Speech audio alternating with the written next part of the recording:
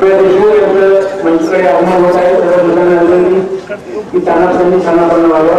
काय चाललंय? सर्व मान्यवरांना विनंती, त्यांनी माननीय आजची जाहीर सभा आयोजित करण्यात आलेली आहे.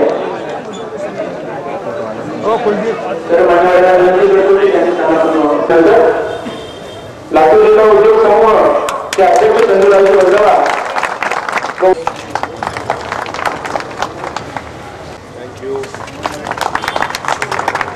लातूर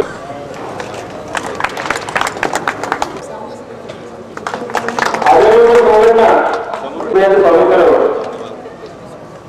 आम्ही याचं स्वागत करावं. आनंद पहिले हे पाठिंब्याचं पत्र माननीय अमित देशमुख यांना देत आहे. सर्वांनी टाळ्या केल्याबद्दल स्वागत करा. कार्यक्रमाला टाळ्यांचा गडगडाट कमी साहेबांचं इथे पुष्पगुच्छ देऊन स्वागत करावं. पुष्पगुच्छ देऊन स्वागत करावं.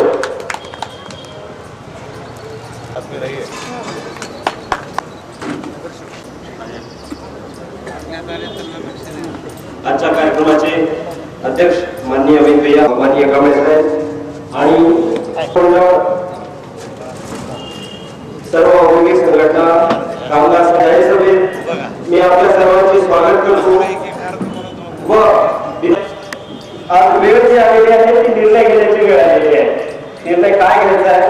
निर्णय आपला नेता काँग्रेस रिपाई गवई गट या संयुक्त आघाडीचे उमेदवार आहेत.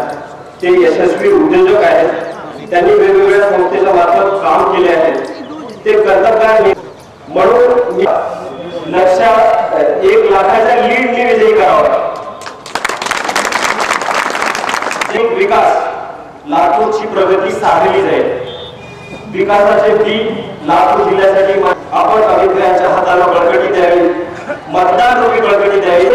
फक्त आम्ही आपण जर या उक्तीला सार्थ निवडून आणलं पाहिजे. एवढे बोलून मी माझी प्रास्ताविक संपवतो. जय हिंद, जय महाराष्ट्र.